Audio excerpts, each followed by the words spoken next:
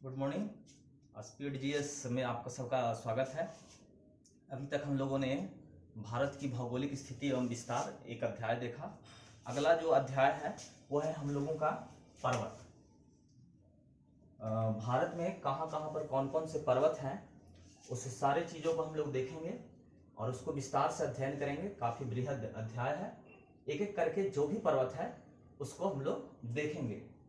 पर्वत में हम लोग को भारत में कौन कौन से पर्वत पढ़ने हैं पहले उसको देखते हैं। सबसे पहले तो हम लोग को एक हिमालय पढ़ेंगे। हिमालय देखिए, हिमालय का विस्तार इस तरीके से है। हिमालय का आकार धनुषाकार है, समझिएगा। हिमालय की आकृति कैसी है? धनुषाकार, धनुष का आकार। देखिए यहाँ जम्मू कश्मीर वाले भाग से लेकर के आपको ये ऐसे अरुणाचल प्रदेश तक है और उसके बाद ये इस तरीके से मुड़ जाती है। ये आपका हिमालय है, समझिएगा। ये जो स्थलाकृति है ये पूरा हिमालय है। सबसे पहले हम लोग हिमालय का अध्ययन करेंगे। उसके बाद जो दूसरा होगा हम लोग का वो अरावली होगा। यहाँ पे है आपका अरावली, राजस्थान से लेकर के ये अरावली राजस्थान से लेकर के दिल्ली तक विस्तृत है। तीसरा जो हम लोग पढ़ेंगे तीसरे नंबर पे वो यहाँ पे पढ़ेंगे हम लोग विंध्याचल पर्वत। एमपी वाले हिस्से में है विंध्याचल। विंध्याचल के पैरेलल में, विंध्याचल के समानांतर एक और पर्वत है जिसको हम लोग अध्ययन करेंगे और इसका नाम है सतपुड़ा पर्वत। यह है हमारा चौथे स्थान पे सतपुड़ा। पांचवा जो हम लोग का होगा पर्वत में जो जिसका अध्ययन करेंगे वो होगा पश्चिमी घाट पर्वत। देखिए यहाँ पे अरब सागर के समानांतर में विस्तृत है पश्चिमी घाट पर्वत। और जो छठा पढ़ेंगे हम लोग पश्चिमी घाट पर्वत के बाद वो बंगाल की खाड़ी के समानांतर ही है और उसको हम लोग बोलते हैं पूर्वी घाट पर्वत।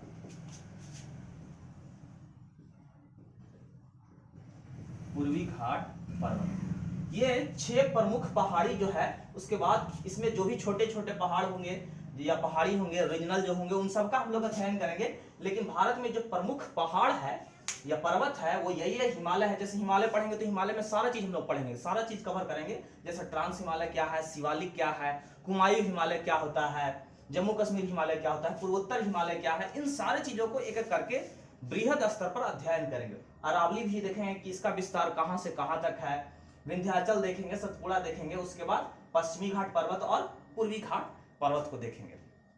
अब देखिए पर्वत को, इस टॉपिक को शुरू करने से पहले 2-4 पॉइंट है जिसको समझते हैं।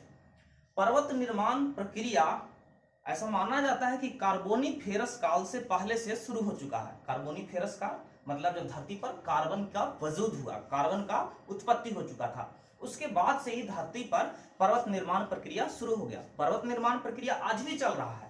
आज भी ऐसे भूगोलवेताओं का मानना है कि कहीं ना कहीं हिमालय पर्वत का ऊंचाई आज भी बढ़ रहा है। तो पर्वत निर्माण प्रक्रिया आज भी हो रहा है, लेकिन काफी समय पहले से चालू हो चुका है। मतलब कि आप सिंपल शब्दों में ऐसे समझिए कि जब धरती पर आदमी नहीं था, जब आदमी का वजूद इस धरती पर नहीं था, उस दिन से पर्वत निर्माण प्रक्रिया प्रारंभ हो चुका है। अब जब इस धरती पे आदमी नहीं था, उस दिन से पर्वत निर्माण प्रक्रिया चालू हो चुका था, तो आज के समय में आदमी को कैसे पता चलेगा कि पर्वत निर्माण कैसे हुआ? उस समय तो कोई आदमी था नहीं। तो आज के आदमी या आज के वैज्ञानिकों का, आज के भूगोलवेताओं को ये कैसे पता चलेगा कि हाँ उस दिन पर्वत का निर्माण कैसे हुआ? समझिएगा इस बात को। अलग अलग भारत के नहीं, पूरा दुनिया के अलग अलग भूगोलवेताओं ने इसका रिसर्च किया, स्टडी किया और उन्होंने अपना अपना मत दिया कि पर्वत निर्माण कैसे हुआ होगा। इसके लिए पर्वत निर्माण से संबंधित अनेक मत हैं जो कि अलग अलग बुकों में आपको पढ़ने को मिलता है। उसी में से कुछ देखिए आपको इधर से लिखा हुआ है, इससे क्वेश्चन पूछता है। इसको आप देखिए, ऑब्जेक्टिव यहां से एग्जाम में पूछते रहता है, जो प्रमुख है, जो काफी बार बार एग्जाम में पूछता है, आप उसको देखिए। सबसे पहले है प्लेट विवर्तनिकी सिद्धांत, इसी को बोलते हैं प्लेट टेक्टोनिक सिद्धांत। प्लेट विवर्तनिकी सिद्धांत हैरी हैस के द्वारा दिया गया। यह है क्या? ये एक पर्वत निर्माण प्रक्रिया है जिसके बारे में इन्होंने अपना मत दिया है। दूसरा है भूसन्नति सिद्धांत। ये क्या है? पर्वत निर्माण प्रक्रिया के बारे में एक सिद्धांत दिया गया है। किनके द्वारा दिया गया है? कोबर के द्वारा। तीसरा है तापीय संकुचन सिद्धांत। किनके द्वारा दिया गया है? जेफरीज के द्वारा। चौथा है संवहन तरंग सिद्धांत। किनके द्वारा दिया गया है? होम्स के द्वारा। पांचवा है महाद्वीपीय प्रवाह सिद्धांत। किनके द्वारा दिया गया है? वेगनर के द्वारा। नेक्स्ट है रेडियो एक्टिविटी सिद्धांत। किनके द्वारा दिया गया है? जोली के द्वारा। ये सब भूगोल बता रहे हैं और इनके द्वारा पर्वत निर्माण संबंधित प्रक्रिया के बारे में वर्णन किया गया है। आपसे सीधा सीधी एक लाइन में क्वेश्चन ऑब्जेक्टिव बना देगा, भूसन्नति सिद्धांत किसने दिया? आंसर हो जाएगा कोबर। इसमें से जो सबसे ज्यादा बार एग्जाम में पूछा गया क्वेश्चन ये है, प्लेट टेक्टोनिक थ्योरी या प्लेट विवर्तनिकी सिद्धांत किसने दिया? हैरी हेस। ये काफी बार एग्जाम में आ चुका है। उसके बाद ये भी आ चुका है, भूसन्नति सिद्धांत किसने दिया? कोबर ने दिया। ये भी। उसके बाद ये होम्स का, ये भी काफी बार पूछ चुका है, संवहन तरंग सिद्धांत किसने दिया? होम्स ने दिया। और ये भी काफी बार एग्जाम में आ चुका है कि महाद्वीपीय प्रवाह सिद्धांत किसने दिया? वेगनर ने दिया। आप इसको वीडियो को पॉज करके कॉपी में लिख भी सकते हैं, क्योंकि यहां से ऑब्जेक्टिव बनाते रहता है, मैंने इसीलिए आपको बता दिया। यहां पर आपको ये प्रक्रिया कैसे है, क्या हुआ, ये कभी नहीं आपसे पूछेगा। ये सिद्धांत किसने दिया, ये सीधा सीधा ये क्वेश्चन बना देगा ऑब्जेक्टिव, आपको वहां पे टिक आउट करना रहेगा। तो आप इसको याद कर लीजिएगा। समझने के लिए हम लोग यहाँ पर एक सिद्धांत, इन सारे सिद्धांतों में जो सबसे ज्यादा पॉपुलर हुआ, जो सबसे ज्यादा जिस सिद्धांत को मान्यता मिली, वो था प्लेट विवर्तनिकी सिद्धांत या प्लेट टेक्टोनिक सिद्धांत। हम लोग इसी सिद्धांत को यहाँ पर स्टडी करेंगे, बाकी को नहीं करेंगे, क्योंकि ये सिद्धांत से आपको कभी नहीं पूछने वाला है कि प्रक्रिया कैसा था। बस सबसे ज्यादा जो मान्यता मिला प्लेट विवर्तनिकी सिद्धांत को, और प्लेट विवर्तनिकी सिद्धांत को हम लोग यहाँ पर देख लेंगे कि ये क्या था, कैसे था। चलिए अब इसको मिटाते हैं।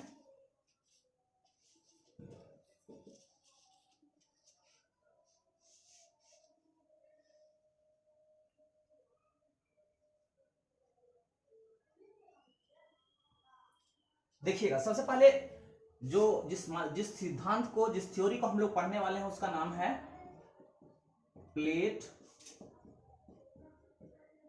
विवर्तनिकी सिद्धांत।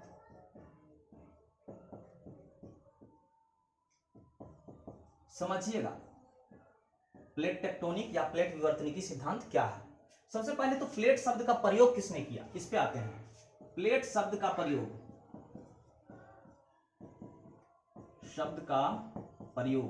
किसने किया?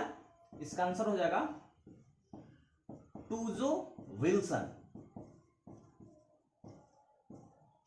विल्सन। सबसे पहले यही पहला क्वेश्चन जो इससे बनता है वो यही है कि प्लेट शब्द का प्रयोग किसने किया? आंसर क्या हो जाएगा? टूजो विल्सन, एक ज्योग्राफर थे। दूसरा, प्लेट विवर्तनिकी सिद्धांत किसने दिया? इसके पहले भी हम लोग क्लियर कर चुके हैं, हैरी हैस। और इस सिद्धांत को पॉपुलर किसने बनाया? उस भूगोलवेता का नाम था मॉर्गन। वो आपसे नहीं पूछेगा, आपसे सिर्फ ये पूछेगा प्लेट विवर्तनिकी सिद्धांत किसने दिया? हैरी हेस। प्लेट शब्द का प्रयोग किसने किया? टूजो विल्सन।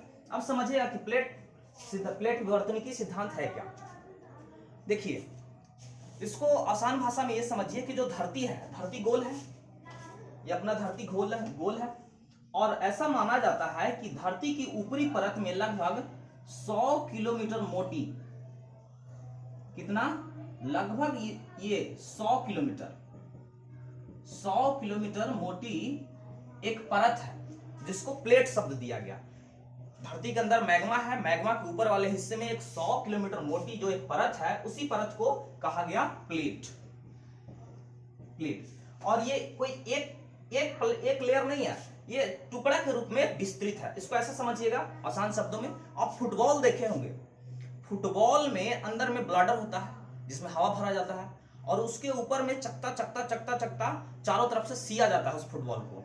बस वही प्रारूप यहाँ पर लागू होता है। ऐसे समझिए कि ये अंदर में फुटबॉल हो गया, ब्लैडर हो गया, और इसके ऊपर में हम लोग देखते हैं कि इस तरीके से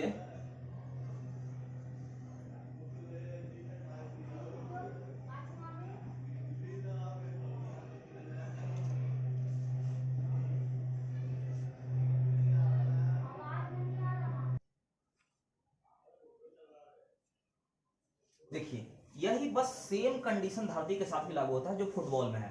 फुटबॉल का ऊपर में जो परत है, वही धरती का ऊपरी परत प्लेट कहलाता है। वही धरती का ऊपर अंदर वाला ब्लाडर हो गया, ब्लाडर के ऊपर वाला जो चकता चकता है, धरती के ऊपर भी सेम वैसे ही बड़े बड़े, काफी बड़े बड़े प्लेट हैं जो कि सेम ब्लाडर के ऊपर चित्ता चित्ता जैसा रहता है, उसी प्रकार से इसके ऊपर भी रहा, जिसको प्लेट की संज्ञा दी गई। उस प्लेट की मोटाई कितनी है? ऑन एन एवरेज लगभग 100 किलोमीटर। तो समझिएगा। अब देखिए इसमें होता क्या है। ऊपर में प्लेट है और नीचे आप जानते हैं कि नीचे अंदर से धरती से अल्ट्रावायलेंट रे निकालता है, जो ऊपर निकालने की कोशिश करता है। ये देखिए ऊपर निकलने की कोशिश करता है, लेकिन ऊपर में प्लेट है, इसको रोकेगा। ये जो अल्ट्रावायलेंट रे है, या इसको अल्ट्रावायलेंट रे इधर आगे की ओर और इधर कुछ इधर निकल जाता है, समझिएगा इसको। और ये फिर आगे जाकर के ऐसे प्लेटों के सहारे फिर अंदर धरती में चली जाती है। फिर यहां से अल्ट्रावायलेंट रे निकलेगा, फिर कुछ इधर जाएगा, कुछ इधर। इस प्रकार से यहां पर संवहनीय तरंगे प्लेट के नीचे उत्पन्न होती है, और इन संवहनीय तरंगों के मदद से इस प्लेट में हलचल हो जाता है। ये धरती के ऊपर वाला जो सतह है, जिसको प्लेट की संज्ञा दी गई, इस प्लेट में हलचल हो जाता है, और उसी हलचल को कहा गया प्लेट विवर्तनी की। उसी हलचल को संज्ञा दिया गया प्लेट विवर्तनी की। अब समझिएगा कि इस प्लेट में जब हलचल होता है तो उससे पर्वत कैसे निर्माण हुआ। सबसे ज्यादा जो पर्वत निर्माण से संबंधित जिस सिद्धांत को मान्यता मिला था, वह था प्लेट विवर्तनिकी सिद्धांत, जो कि हैरी हेस के द्वारा दिया गया। आगे इसको समझते हैं। देखिए, ऐसा माना जाता है कि धरती पर लगभग 6 से 7 बड़े प्लेट हैं और 20 से 22 लगभग छोटे छोटे प्लेट हैं। जैसे भारत जिस प्लेट पर स्थित है उसका नाम है इंडो ऑस्ट्रेलियन प्लेट। उत्तरी अमेरिका जिस पर टिका हुआ है या जिस पर अवस्थित है उसको बोलते हैं उत्तरी अमेरिकन प्लेट। दक्षिणी अमेरिकन प्लेट, अफ्रीकन प्लेट, यूरेशियाई plate, Europe plus Asia plate. तो ये 5-6 लगभग बड़े प्लेट हैं, और बाकी छोटे छोटे धरती पर चारों तरफ छोटे छोटे कुछ प्लेट हैं, उनको बोला जो छोटे रूप में है तो वो छोटे प्लेट है, और 6 से 7 बड़े प्लेट हैं, 6 से 7 बड़े प्लेट और 20 से 22 छोटे प्लेट। अब देखिए इस सिद्धांत में क्या कहा गया। अभी हम लोगों ने देखा कि अल्ट्रावायलेंट रे की मदद से प्लेटों में गति होना चालू हो गया। संवहनीय तरंग की मदद से जो अंदर से निकले किरणें, उष्मा के कारण प्लेट के ऊपर प्लेट में हलचल हो गया। अगर यहाँ पे ऐसे प्लेट था, ऊपरी हिस्से में मान के चलते हैं, और यहां से धरती के नीचे से अल्ट्रावायलेंट रे आ रहे हैं और ये प्लेट से टकराते हैं। प्लेट से टकराने के बाद ये रे इधर जाएंगे, ये रे इधर आएगा कुछ, ये फिर वापस धरती में चला जाएगा।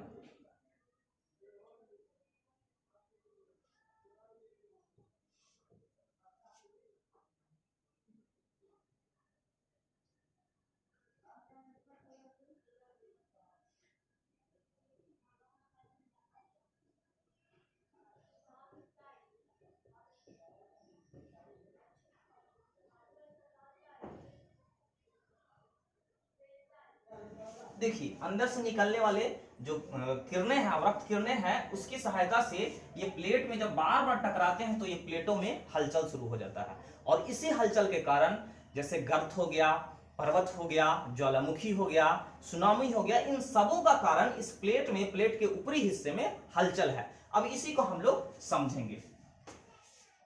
प्लेट विवर्तनिकी सिद्धांत में ऐसा बोला गया, बताया गया कि प्लेटों में 3 प्रकार से हलचल होती है। पहला अपसारी क्रिया,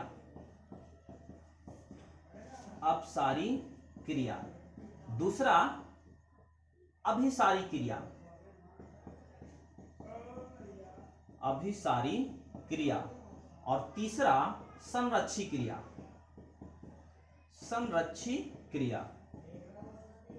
आप इस सारे चीजों को कॉपी में धीरे धीरे एक एक करके वीडियो को पॉज करके नोट्स भी बना सकते हैं, आपको समझने में काफी मददगार होगा। देखते हैं अब हम लोग एक एक करके। ये जो प्लेट विवर्तनिकी सिद्धांत था, इसमें कहा गया कि प्लेटों में 3 प्रकार से हलचल होती है, अपसारी, अभिसारी और संरक्षी। एक एक करके हम इन तीनों को समझते हैं।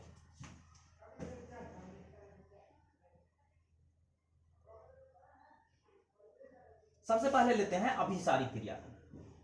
अभिसारी क्रिया ऐसा देखिए, सबसे पहले इसको पढ़ रहे हैं। अभिसारी क्रिया, अभिसारी क्रिया में क्या होता है कि 2 प्लेट, मान लीजिए कि ये एक प्लेट है और ये एक प्लेट है, और ये दोनों प्लेट जब एक दूसरे के नजदीक आएंगे, ये काफी विशाल खंड होते हैं, स्थल का काफी बृहद विशाल खंड होते हैं। और दो प्लेट जब दोनों एक दूसरे के नजदीक आते हैं तो टकराएगा।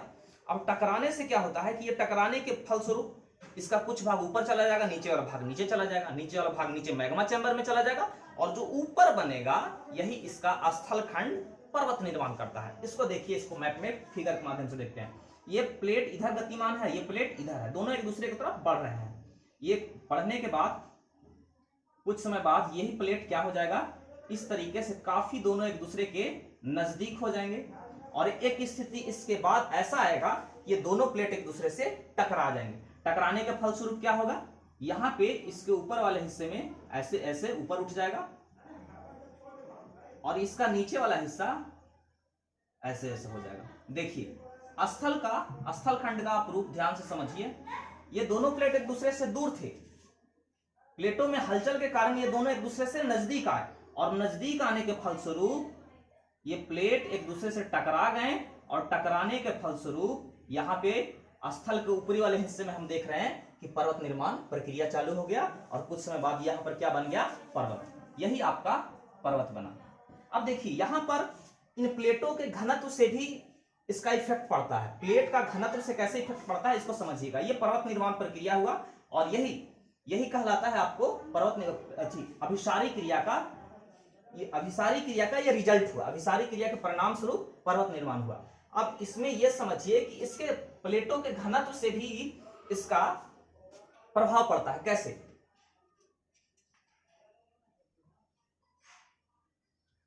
मान लीजिए दो प्लेट हैं और एक और प्लेट लेते हैं। इस प्लेट का घनत्व 2.8 है और इस प्लेट का घनत्व 2.7 है।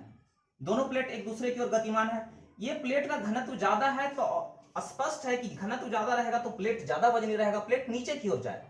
प्लेट चूंकि इसका घनत्व ज्यादा है, इस प्लेट का घनत्व कम है। अब कुछ समय बाद दोनों प्लेट एक दूसरे के नजदीक आ जाएंगे। ये 2.7, ये 2.8, दोनों प्लेट एक दूसरे की ओर गतिमान है। अब अगला स्टेप समझिएगा। इसके बाद नजदीक आने के बाद दोनों प्लेट एक दूसरे से टकराएंगे। ये जो जिसका घनत्व ज्यादा है, ये प्लेट क्या होगा कि जब घनत्व ज्यादा है तो ये प्लेट टकराते समय ये प्लेट नीचे की ओर धंसेगा, और ये हल्का है, ये प्लेट का घनत्व कम है तो ये प्लेट ऊपर की ओर चढ़ेगा। ये प्लेट नीचे की ओर धंसेगा, ये प्लेट इसके ऊपर चढ़ेगा। समझिएगा, यहां पे देखिए, ये प्लेट टकराने के बाद ये नीचे मैग्मा चैम्बर में चला जाएगा। ये प्लेट नीचे चला जा रहा है, ये प्लेट नीचे चला जा रहा है, जबकि ये प्लेट टकराने के बाद हल्का है, ये इस पे ऊपर चढ़ेगा। और टकराने के बाद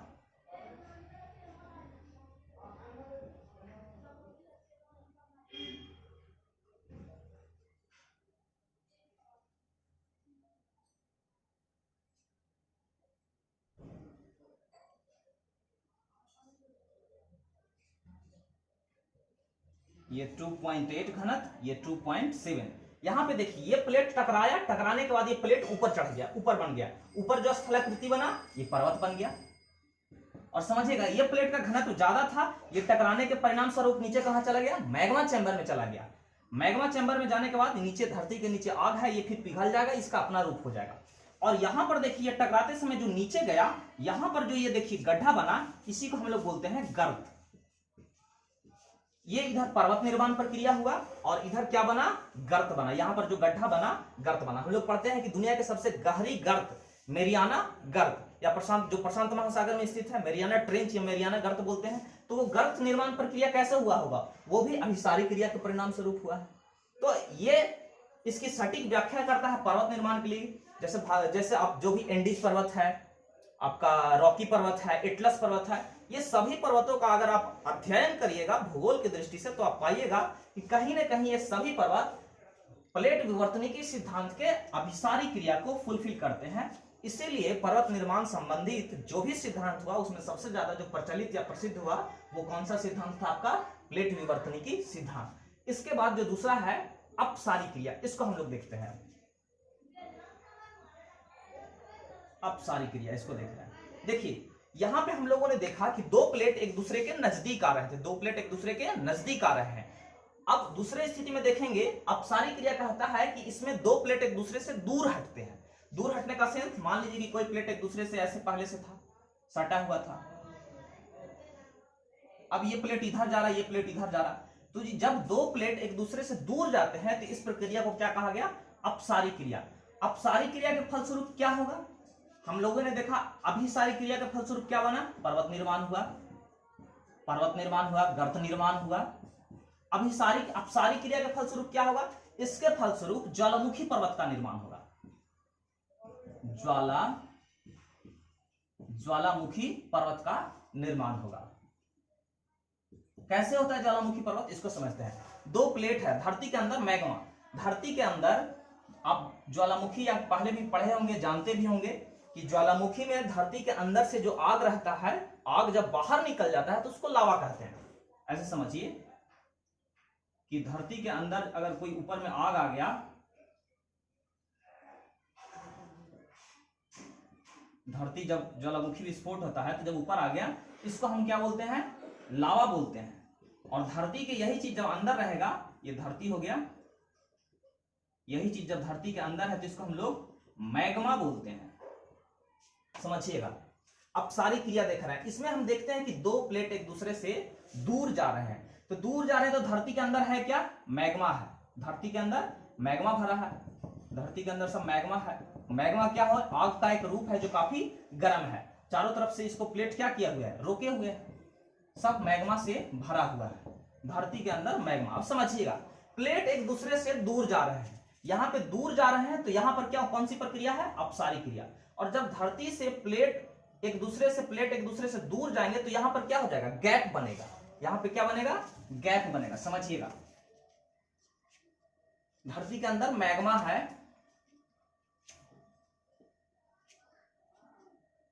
प्लेट दोनों एक दूसरे से नजदीक थे, प्लेट दो दिशाओं में चले। इसका नेक्स्ट स्टेप,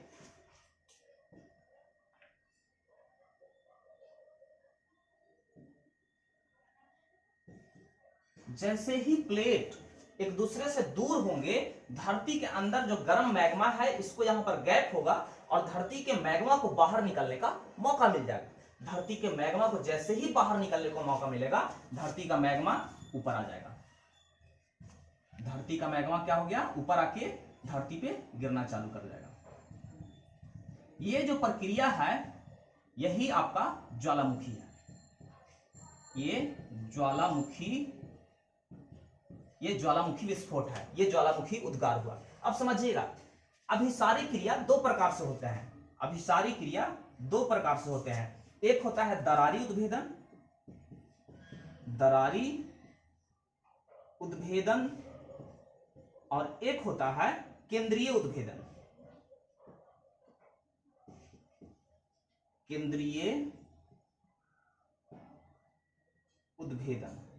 दरारी उद्भेदन और केंद्रीय उद्भेदन क्या है, इसको समझिएगा। आप ये समझ गए कि जो प्लेट थे, दोनों प्लेट एक दूसरे से दूर जा रहे थे। अब दूर जाने के फलस्वरूप क्या हुआ? धरती का मैग्मा बाहर निकला, बाहर निकलने के फलस्वरूप ज्वालामुखी विस्फोट हुआ और ये ज्वालामुखी पर्वत बना। अब समझिएगा कि दरारी उद्भेदन क्या होता है और केंद्रीय उद्भेदन क्या है। मान लीजिए कि दो प्लेट हैं और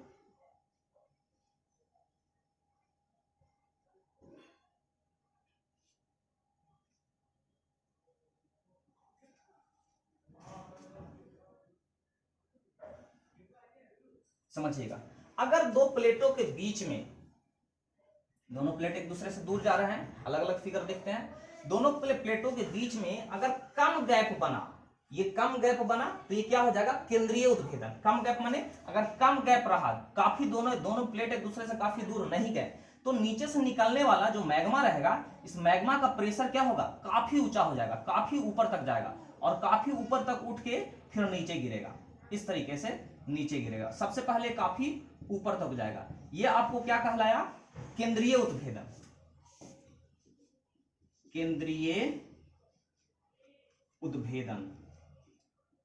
यानी कि जब दो प्लेटों के बीच में कम गैप हो तो वो प्रक्रिया क्या कहलाती है? केंद्रीय उद्भेदन। और केंद्रीय उद्भेदन के फलस्वरूप किसका निर्माण हुआ?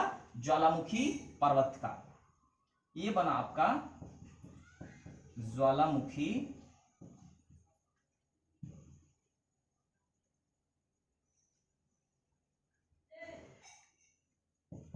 ये बना आपका ज्वालामुखी पर्वत। समझिएगा, अगर यही दोनों प्लेटों के बीच गैप काफी बड़ा हो गया, ये दोनों प्लेटों के बीच गैप काफी बड़ा हो गया, काफी देखिए यहां पर चौड़ा दिखाए हैं दोनों प्लेटों के बीच। अब जब काफी प्लेटों के बीच जब गैप ज्यादा बढ़ेगा तो धरती के अंदर से निकलने वाला जो मैग्मा रहेगा, इस मैग्मा को काफी ऊपर जाने, ये काफी ऊपर मैग्मा नहीं जाएगा, ये निकलेगा, लेकिन निकलते के साथ क्या हो जाएगा कि तुरंत इधर और इधर धरती पे क्या हो जाएगा, पसर जाएगा। समझिए कि मतलब यहीं पे फैल जाएगा, यहीं पर विस्तार हो जाएगा। यहां पर क्या हो रहा था कि नीचे का प्रेशर से निकल रहा था, काफी ऊपर तक जा रहा था, काफी ऊपर तक जाने के बाद ये नीचे लौट रहा था इस तरीके से। लेकिन यहां पर क्या है, यहां पर काफी ऊपर नहीं जाएगा, यहां पर जाएगा, यहां पर फैल जाएगा, यहां पर जाएगा और बगल में तुरंत इधर फैल जाएगा, क्योंकि नीचे से उतना ज्यादा प्रेशर नहीं है। यहां पे काफी प्रेशर था, यहां पे इस तरीके से निकलेगा और यहीं पे ऐसे फैल जाएगा।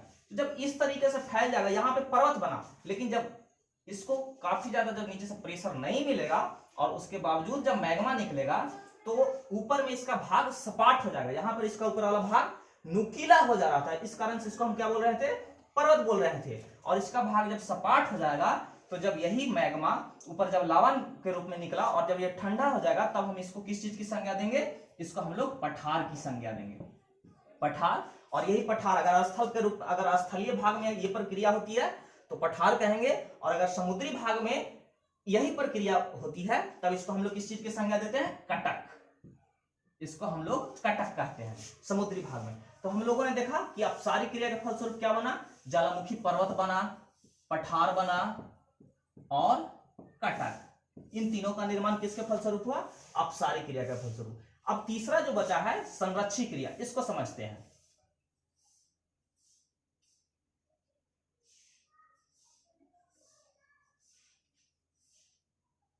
अभी तक हम लोगों ने देखा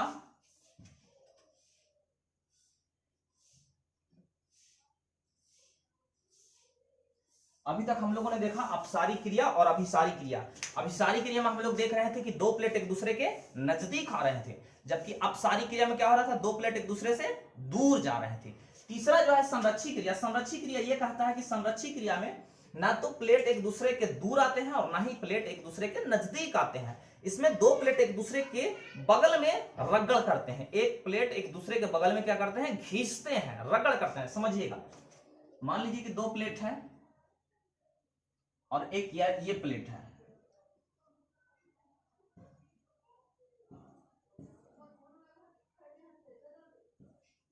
अब दोनों प्लेटों में गति हुआ, दोनों प्लेटों में जब गति हुआ तो ये प्लेट हो सकता है इधर जा रहा हो, ये प्लेट इधर जा रहा होगा, दोनों प्लेट एक दूसरे पे है, तो यहां पर प्लेट एक दूसरे से टकरा नहीं रहे हैं, दोनों प्लेट एक दूसरे से क्या कर रहे हैं, रगड़ कर रहे हैं। ये प्लेट अगर इधर जा रहा हो और ये प्लेट अगर इधर जा रहा हो, यहां भी प्लेट दोनों एक दूसरे से टकरा नहीं रहे हैं, क्या कर रहे हैं, एक दूसरे से रगड़ कर रहे हैं। जब दो प्लेट एक दूसरे से रगड़ करते हैं, इसी प्रक्रिया को क्या संज्ञा दिया गया है, संरक्षी क्रिया। और इसी संरक्षी क्रिया के फलस्वरूप क्या होता है, जब दो प्लेट एक दूसरे से रगड़ करते या घिसते हैं तब आपका भूकंप आता है, आपको भूकंप देखने को मिलता है।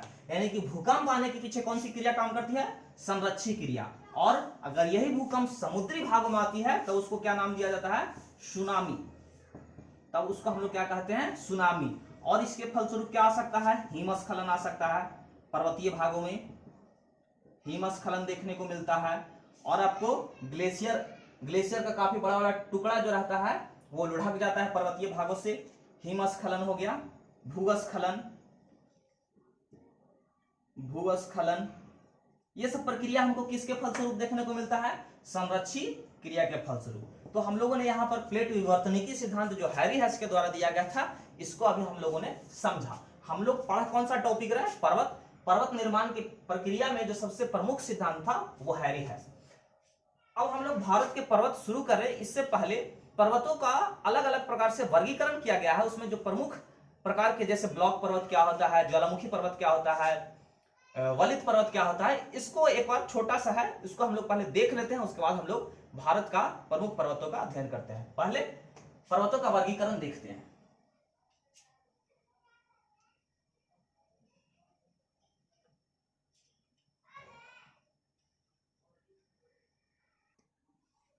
चलिए अब हम लोग पर्वत के जो प्रमुख प्रकार हैं उसको एक एक करके अध्ययन करते हैं। यहाँ पर हमने 5 प्रकार लिखे हैं।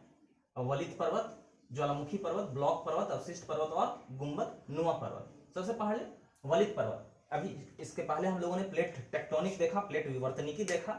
इसमें हम लोग ये देख रहे थे कि दो जो प्लेट थे उसमें जब दोनों प्लेट एक दूसरे से नजदीक आते हैं तो इस प्लेटों में क्या होता है, वलन पड़ता है।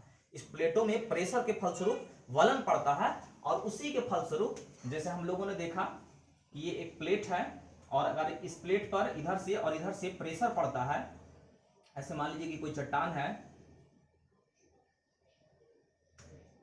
और चट्टान में ऐसे समझते हैं इसको फिगर के माध्यम से,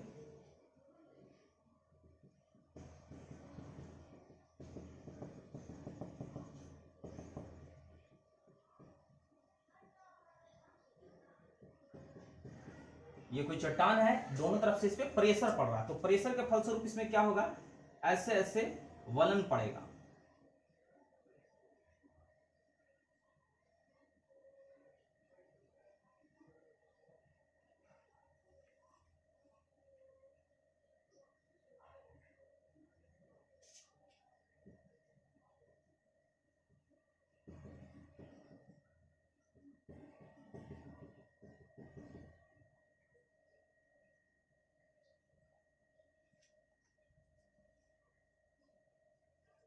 ये प्लेट पहले ऐसे था, चट्टान ऐसे था, इसमें दोनों तरफ से क्या हुआ, प्रेशर पड़ा। प्रेशर के फलस्वरूप इसमें इन चट्टानों में इनमें क्या हो गया, वलन पड़ा, फोल्ड हुआ और इसी फोल्ड के फलस्वरूप हमको ये क्या देखने को मिलता है, पर्वत यहाँ पर देखने को मिलता है। और इसी का एग्जाम्पल हिमालय है। हिमालय किस प्रकार का पर्वत है, तो वलित पर्वत का एग्जाम्पल है। दुनिया में जितने भी प्रमुख पर्वत है लगभग सब वलित पर्वत का एग्जाम्पल है। जैसे एंडीज पर्वत हो गया, रॉकी पर्वत हो गया, आपका एटलस पर्वत हो गया, प्रमुख जो भी ऑस्ट्रेलिया का ग्रेट डिवाइडिंग रेंज हो गया, जो भी दुनिया के प्रमुख पर्वत हैं वो सब लगभग आपको वलित पर्वत के एग्जाम्पल में आते हैं। नेक्स्ट जो है ज्वालामुखी पर्वत। ज्वालामुखी पर्वत में हम लोगों ने देखा कि धरती के अंदर का जो मैग्मा है, मैग्मा को जैसे ही बाहर निकलने का मौका मिलता है, ये धरती का मैग्मा ऊपर आता है और ऊपर आने के फलस्वरूप फिर से नीचे गिरता है और नीचे गिरता है तो इसी के फलस्वरूप काफी लंबे अरसे के बाद ये मैग्मा ठंडा हो जाता है और ये लावा बन जाता है। ये अंदर मैग्मा हो गया, ये धरती हो गया आपका, और यही मैग्मा लावा जब धरती के ऊपरी वाले भाग पर जब लावा ठंडा हो जाता है और ठंडा होने के बाद जो स्थलाकृति बनता है उसको हम लोग क्या कहते हैं, ज्वालामुखी पर्वत। ये ज्वालामुखी पर्वत कहलाता है।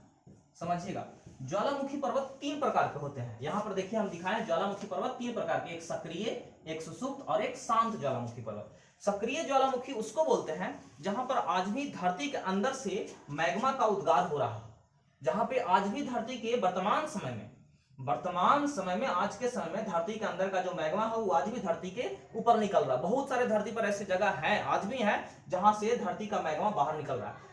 आपको ज्यादा कहीं दूसरे जगह जाने का नहीं है। भारत में ही अंडमान निकोबार में बैरन द्वीप है, बैरन द्वीप पे आज भी हमको सक्रिय ज्वालामुखी देखने को मिलता है। वर्तमान समय में वहां पे आज भी धरती के अंदर का मैग्मा लावा के रूप में बाहर निकल रहा है। दूसरा होता है सुसुप्त ज्वालामुखी। सुसुप्त ज्वालामुखी उसको कहते हैं जहां कभी भूतकाल में या बीते हुए समय में, आज के हजारों साल पहले, कभी हजारों साल, लाखों साल या 100 साल, 200 साल, 300 साल पहले ज्वालामुखी का उद्गार हुआ था, लेकिन वर्तमान समय में वहां ज्वालामुखी का उद्गार नहीं हो रहा।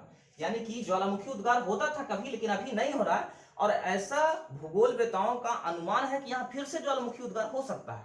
उसको हम लोग क्या कहेंगे, सुसुप्त ज्वालामुखी। जैसे आज के अंडमान निकोबार में ही एक द्वीप है जिसका नाम है नारकोंडम द्वीप। नारकोंडम द्वीप पर कुछ साल पहले तक वहां पे ज्वालामुखी विस्फोट हुआ करते थे, वर्तमान समय में वहां नहीं हो रहा है। यानी कि वो, लेकिन भूगोलवेताओं का ये अनुमान है, ये मानना है कि यहाँ फिर से कभी भी ज्वालामुखी विस्फोट हो सकता है। तो वो नारकोंडम द्वीप किसका उदाहरण बन जाता है, सुसुप्त ज्वालामुखी। यानी कि जहां कभी पहले ज्वालामुखी उद्गार हुआ था, वर्तमान समय में नहीं हो रहा है और भविष्य में होने की संभावना है। अगर वर्तमान समय में भी वहां ज्वालामुखी होते रहता, उद्गार होते रहता, तो वो कैसा ज्वालामुखी हो जाता, सक्रिय ज्वालामुखी। तीसरा लेते हैं शांत ज्वालामुखी। शांत ज्वालामुखी उसको कहते हैं जहां कभी भूत में तो ज्वालामुखी विस्फोट हुआ और लंबे अरसे तक वहां पर ज्वालामुखी का उद्गार होते रहा और काफी समय से वहां पर कोई उद्गार के प्रमाण नहीं मिले हैं और न ही भविष्य में वहां पर कोई ज्वालामुखी उद्गार की संभावना है। समझिएगा, शांत ज्वालामुखी किसको कहेंगे? जहां आज के हजारों साल लाखों साल पहले कभी ज्वालामुखी उद्गार हुआ करते थे और उसके बाद जब बंद हो गया ज्वालामुखी उद्गार होना, तब से अभी तक कभी कोई वहां पर ज्वालामुखी उद्गार नहीं हुआ और ना ही तो भविष्य में उस तरीके के कभी ज्वालामुखी उद्गार होने की संभावना है, तब उसको हम लोग शांत ज्वालामुखी कहते हैं। इसका एग्जाम्पल क्या है? म्यांमार का माउंट पोपा। म्यांमार का माउंट पोपा। नेक्स्ट हम लोग देखते हैं ब्लॉक पर्वत। ये दोनों को मिटा देते हैं। ब्लॉक पर्वत। ब्लॉक पर्वत किसको कहते हैं? ब्लॉक पर्वत मान लीजिए कि कोई समतल मैदान है, समतल मैदान है, मैदानी भाग है और इस मैदानी भाग में भिन्न भिन्न प्रकार के चट्टान है और समय के साथ धरती में हलचल के कारण होता क्या है कि धरती में हलचल के कारण मान लीजिए कि धरती कहीं बीच से धंस गई। धरती के आंतरिक हलचलों के कारण ऐसे बहुत बार देखने को मिलता है कि धरती बीच से धंस गया और इधर में मान लीजिए कि इधर भी धरती बीच से धंस गया। था क्या है? कभी ये समतल मैदान था लेकिन कुछ आंतरिक हलचलों के कारण धरती बीच में धंस गया।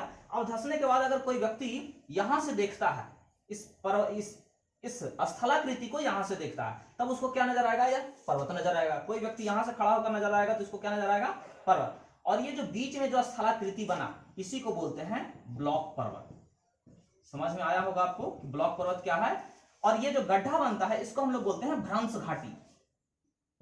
इसको हम लोग बोलते हैं भ्रंश घाटी। ये और ये दोनों जहां पे स्थलाकृति नीचे धंस जाए तो नीचे धंसा हुआ स्थलाकृति को भ्रंश घाटी बोलते हैं। दुनिया की सबसे बड़ी भ्रंश घाटी अफ्रीका में हमको देखने को मिलती है, जो कि लगभग 4800 किलोमीटर है। काफी लंबा है, 4800 नहीं 48,000 किलोमीटर लंबा है।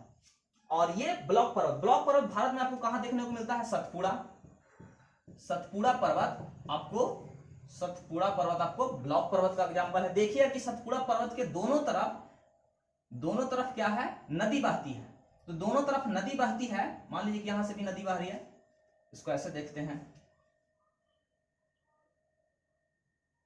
ये इसके इधर नीचे में भी नदी बह रही है, इसके इधर में भी नदी बह रही है। तो दोनों वाला हिस्सा नदी बह रही है, तो क्या है? स्पष्ट है कि वो धंस गया होगा। तो धंस गया तो ये दोनों नदी वाला जो हिस्सा है ये क्या है? भ्रंश घाटी का एग्जाम्पल हो जाएगा। और बीच में जो उठा हुआ भाग है मेरा, ये उठा हुआ जो भाग है ये क्या है? सतपुड़ा पर्वत है। आपको समझ में आया होगा कि ब्लॉक पर्वत किसको कहते हैं? ब्लॉक पर्वत जब दोनों तरफ का हिस्सा धंस जाए और बीच में जो उठा हुआ भाग रह जाता है उसको ब्लॉक पर्वत कहते हैं। जर्मनी में इसी स्थलाकृति को हॉर्स्ट कहते हैं।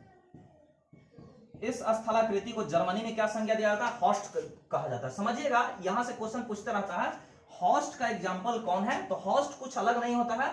हॉर्स्ट किसको कहते हैं? ब्लॉक पर्वत को ही कहते हैं, लेकिन ये जर्मन भाषा का शब्द है। ये समझ में आ गया होगा। नेक्स्ट है अवशिष्ट पर्वत। अवशिष्ट पर्वत। अवशिष्ट शब्द से ही क्लियर है कि अवशिष्ट पर्वत क्या होता है। अवशिष्ट पर्वत, अवशिष्ट का मतलब होता है बचा हुआ। कोई भी पहाड़ है जहां पर जो भी हम लोगों ने देखा, चाहे अवलित है या ज्वालामुखी है या ब्लॉक है या इसके बाद जो गुंबदनुमा देखेंगे, कोई भी पर्वत का एक आयु के बाद, एक समय के बाद, काफी लंबे अरसे के बाद उसमें क्या होता है कि विखंडन होने लगता है। जैसे आज हिमालय खड़ा है, हिमालय काफी खड़ा है। अब आने वाले समय में क्या होगा कि हिमालय के आज के लाखों साल, करोड़ों साल, अरबों साल ले लीजिए आप समझने के लिए, अरबों साल बाद क्या होगा? इसमें क्षरण होगा। इस पर तेज बारिश पड़ती है, डेली इस पर बारिश हो रही है, इस पर धूप पड़ रहा है, इस पर धूप पड़ रहा है। धूप के कारण धीरे धीरे इस पर इसका क्या होगा? क्षरण होगा। आज जो हिमालय का हाइट यहां से यहां तक है, यहां से यहां तक इसका हाइट हमको देखने को मिल रहा है, आने वाला समय में इसका क्षरण होकर ये इतना हो जाएगा और उस समय इसका हाइट क्या हो जाएगा? यहां हो जाएगा।